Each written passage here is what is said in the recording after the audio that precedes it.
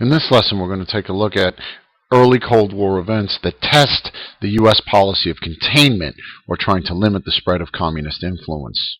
The major Allied powers had agreed each to take a piece of Germany, which you see here on the map, and rebuild the sector that they took control of because Germany was so beaten up during the war.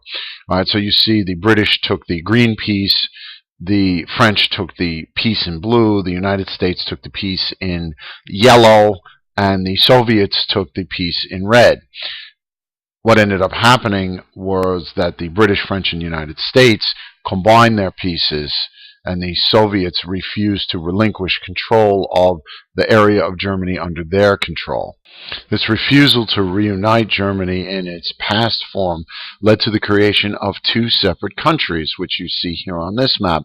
The formation of West Germany in yellow, which again were the combined pieces of British, French, and U.S. control, and the Soviet piece in green became the communist country, Soviet-dominated East Germany. Notice the original capital of Germany was Berlin, which you can see on this map is in red and is completely inside of the country of East Germany. That's going to be an important point in the next slide. We see here the four original pieces of control, but I want to take your attention to the right-hand side, the blow-up of the city of Berlin, and you'll notice that the city of Berlin itself was also divided into four pieces, all right, where each of the major Allied powers took a piece to rebuild the city, which we see here in this slide. Same thing. As with Germany becoming two separate countries, the city of Berlin, the French sector, British sectors, and American sectors combined to become the city of West Berlin, and the Soviets, again refusing to relinquish control, maintained control of the city of East Berlin. Now, this is going to sound crazy. Keep in mind, this entire city is well inside East Germany, but West Berlin was technically a part of West Germany, and there was one road and one rail line out of West Berlin directly to the West German border. Sort of like the Monopoly game, do not pass go, do not collect $200. Excuse me. So you can see a picture from post-war Berlin here, the signs indicating that you're crossing into different sectors, and you see the soldiers there kind of monitoring what was going on.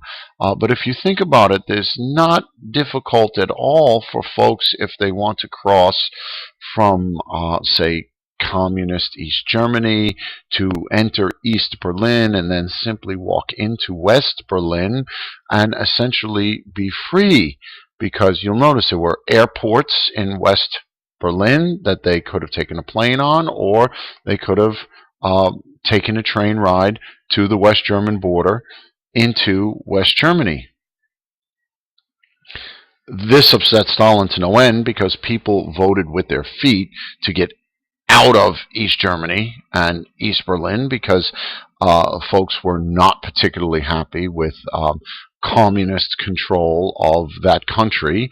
So what Joseph Stalin decided to do was to close the road and the rail line that led out of West Berlin directly to West Germany. Essentially, he cut off the city to take control of the entire city and make it all communist one city. The question becomes what, if anything, we're going to do, because this was now the first test of our containment policy. You see here from the text that President Truman is not about to give up the city of West Berlin. All right, and 13,000 tons of supplies flown into West Berlin, because again, the West Berliners are now completely cut off from everything. They need food, they need fuel, they need everything to live their lives. They are essentially trapped, and President Truman wasn't about to allow that to happen. This took from June 1948, when Stalin first cut the city off, until September of 1949. So basically 13 months before Stalin relented and then reopened the road and the rail line out of the city.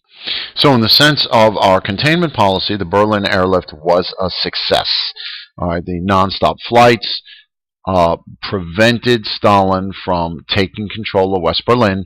West Berlin would remain a bastion of democracy inside East Germany. And keep in mind, West Berlin was technically a part of West Germany. I know it all sounds crazy, but that's the way life existed for 46 years. Okay, we are going to begin a policy of collective security. The Western European nations want our assistance. The big concern was a Soviet invasion of Western Europe, and to that end, we're going to create, I shouldn't say we, an organization is going to be created called NATO, the North Atlantic Treaty Organization, in April of 1949.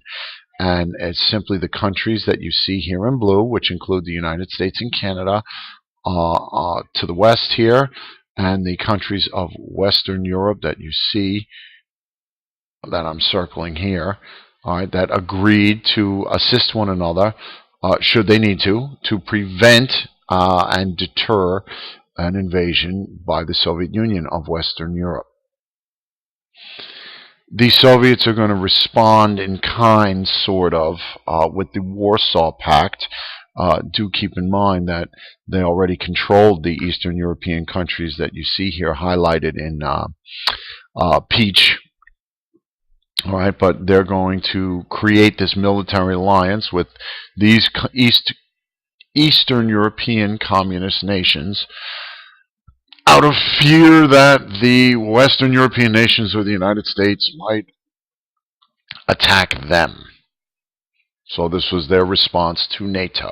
Let's take a moment while we're in the late 1940s to go halfway around the world to China, and in an event that surprised many Americans, the Chinese communists took over China. I say it surprised many Americans, but that's largely because they weren't paying attention. All right, Mao Zedong defeated the Chinese nationalist forces, who retreated to Taiwan. They took Beijing in 1949, created the nation called the People's Republic of China, and in one fell swoop, China became, or I should say, 1/6 of the population of the world fell under communism now. And it wouldn't take long for the Chinese communists and the Soviet communists, of course, to develop an alliance of sorts.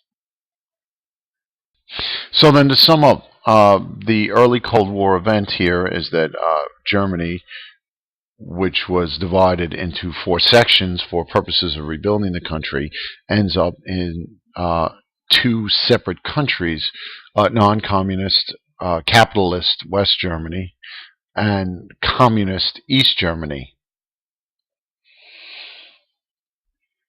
The city of West Berlin was also divided. The entire city lay within this country of East Germany, but West Berlin was technically a part of West Germany.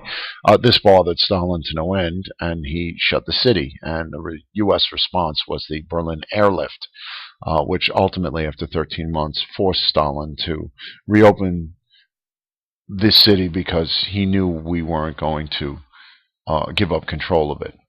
All right, collective security agreements are going to be created. NATO, the North Atlantic Treaty Organization, was created to assist member nations in case of a Soviet invasion of Western Europe. The Soviets created the Warsaw Pact in response, with the nations of Eastern Europe that they already basically controlled. And the Chinese communists are going to take control of China in 1949. So these are some of the early Cold War events.